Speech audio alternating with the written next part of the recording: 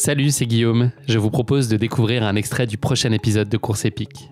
Course épique, c'est chaque semaine un invité, une course, une histoire hors du commun.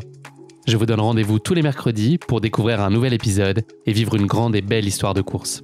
Mais avant ça, place à un extrait de notre prochain épisode. Ta situation professionnelle, donc elle a évolué depuis peu. La formulation, c'est prise de dispo. Une prise de disponibilité, ouais. C'était quoi jusqu'alors le premier pilier que tu figeais là quand tu expliquais un peu ta structure, le besoin de laisser place à un minimum d'improvisation?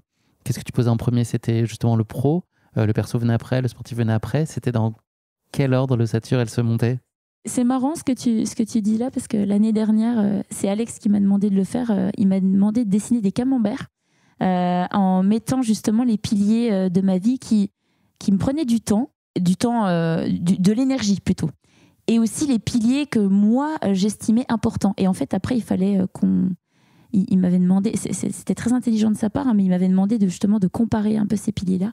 Et en fait, je me suis rendu compte que quand même, j'avais quand même à cœur que le sport prenne le même temps que ma vie pro. Et malgré tout, c'est quand même le professionnel qui prenait toute la place et qu'on va dire la vie sportive passait au chausse-pied, alors que quand bien même j'avais quand même la possibilité en tout cas de le mettre quand même soit au même niveau, soit même au-delà du niveau professionnel.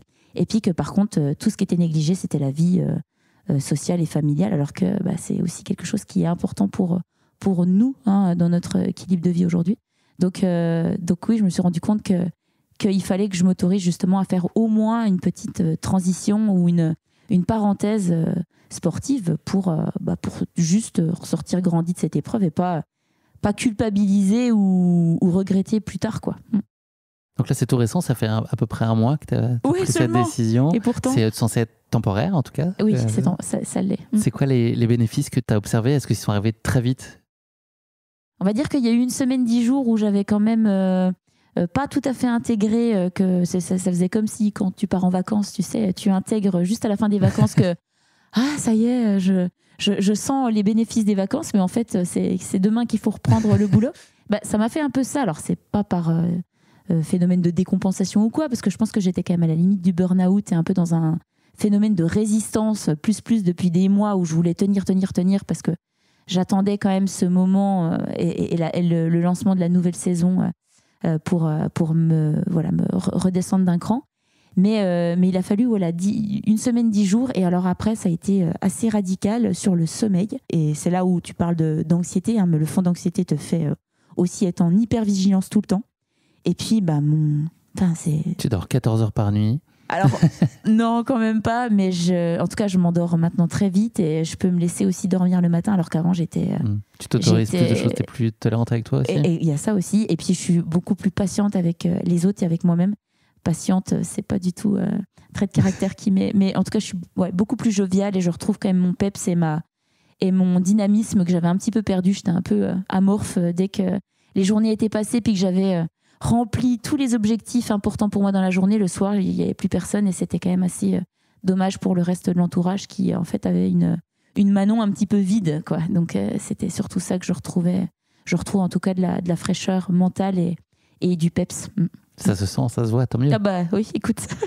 Dans ce que ça recrée, peut-être un des facteurs sur lesquels ça peut jouer aussi, c'est la confiance. On parlait de cette notion importante tout à l'heure. J'imagine qu'il y a une espèce de jeu de domino qui fait que tu es quand même mieux, que tu peux te consacrer mieux à l'entraînement aussi, si on va sur le sportif, de performer mieux, de dans les bonnes dispositions. Donc tout ça, ça remet aussi plein de curseurs comme il faut, et notamment à la confiance qui est un sujet pour toi. Alors l'entraînement, je le dis pas, mais là vraiment, j'ai rarement senti une forme physique sur mes séances d'entraînement comme ça. Et on a bien fait attention aussi à pas augmenter, parce que du coup, moi qui dis laisser du temps dans les journées, le risque c'est de remplir. Et du coup, on n'a pas augmenté trop l'entraînement pour l'instant. L'idée, c'est vraiment de ménager et puis aussi de reprendre de l'énergie. Mais par contre, sur mes séances, je l'ai fait à 200%, beaucoup plus engagé, beaucoup plus dans le plaisir. Et c'est beaucoup plus facile à mener. Donc voilà, un cercle vertueux qui se remet en place et qui est très agréable à vivre, je dois dire. Ouais. Donc là, déjà, au bout d'un mois, tu entrevois ce que pourrait être un équilibre. C'est pas une illusion, mais c'est une réalité. Cet équilibre-là peut exister, en tout cas, et peut t'accomplir. Puis je crois que la vie est faite pour ça. Hein. À un moment donné, on n'est pas fait pour je pense que la notion du travail que m'ont inculqué mes parents, il faut que je réinvestisse ça d'une façon. Puis bon, on imagine aussi plus tard une vie de famille. Donc, comment réinvestir aussi l'hyperproductivité qu'on a toujours eue depuis toutes ces années. Et là, je parle d'hyperproductivité depuis que je fais mes études. J'ai toujours été là-dedans.